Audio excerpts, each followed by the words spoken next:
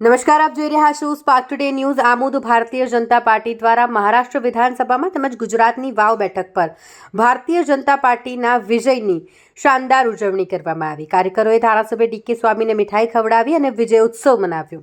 મહારાષ્ટ્ર વિધાનસભાની ચૂંટણીમાં ભાજપે સ્પષ્ટ બહુમતી સાથે ઐતિહાસિક જીત મેળવી તેમજ ગુજરાત વિધાનસભાની પેટા ચૂંટણીમાં વાવ બેઠકના ભાજપના ઉમેદવાર સ્વરૂપજી ઠાકોરની જીત થતાં આમોદ તાલુકા ભાજપ દ્વારા તિલક મેદાન ખાતે ઢોલ નગારા સાથે તેમજ ફટાકડાની આતિશબાજી કરીને એકબીજાને મીઠાઈ ખવડાવીને વિજય ઉત્સવ મનાવ્યો. આ ઉપરાંત મહારાષ્ટ્ર વિધાનસભાની સહદા તલોદા વિધાનસભાના ભાજપના ઉમેદવાર રાજેશ પાડવીજીના ચૂંટણી પ્રચારમાં ધારાસભ્ય પૂજ્ય ડીકે સ્વામી પણ તેમના કાર્યકરો સાથે ગયા હતા. ત્યાં પણ ભાજપના ઉમેદવારે જંગી બહુમતીથી ભવ્ય વિજય મેળવ્યો છે, જેથી ભાજપના કાર્યકરોમાં જીતનો ઉત્સાહ બેવડાયો અને ઢોલ નગારા સાથે વિજય ઉત્સવ મનાવવામાં આવ્યો. મહારાષ્ટ્ર વાવ તેમજ ઉત્તર પ્રદેશ અને અન્ય રાજ્યોમાં જે ચૂંટણી યોજાય એ ચૂંટણીની અંદર ભારતીય જનતા પાર્ટીનો ભવ્યાતિ ભવ્ય વિજય થયો છે.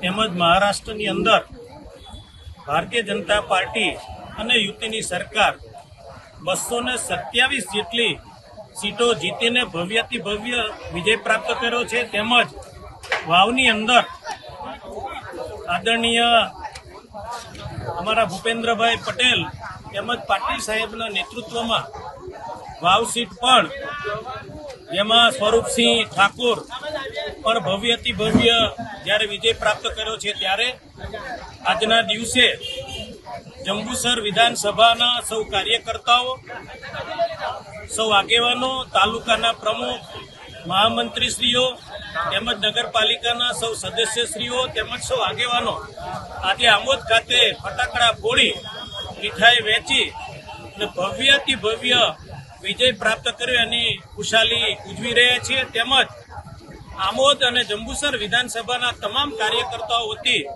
ભારતીય જનતા પાર્ટીના વિજય થયેલા તમામ ધારાસભ્યોને આજના દિવસે હું ખૂબ ખૂબ અભિનંદન પાઠવું છું.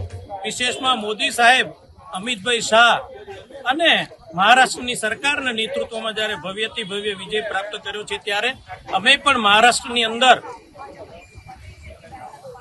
સજદા સીટ પર અમે પ્રચાર કરવા ગયા હતા અને ત્યાંના ઉમેદવાર રાજેશ પાડવી ભવ્યાતિ ભવ્ય એટલે કે 52,000થી વધુ વિજય પ્રાપ્ત કરીને 52,000 મત વધુ પ્રાપ્ત કરીને ભવ્યાતિ ભવ્ય વિજય પ્રાપ્ત થયો છે. ત્યારે આજના દિવસે હું તમામ જેણે આ ભવ્યાતિ ભવ્ય વિજયમાં તન મન અને ધનથી સેવા કરી છે એ તમામ કાર્યકર્તાઓને, જીતેલા તમામ ઉમેદવારોને આજના દિવસે જંબુસર આમોદ વિધાનસભાના તમામ કાર્યકર્તાઓ વતી આજના દિવસે હું શુભેચ્છા પાઠવું છું અને આવનાર દિવસોની અંદર પણ ભાજપ ભવ્યાતિ ભવ્ય વિજય પ્રાપ્ત કરે એવી શુભકામના, શુભેચ્છા પાઠવું છું.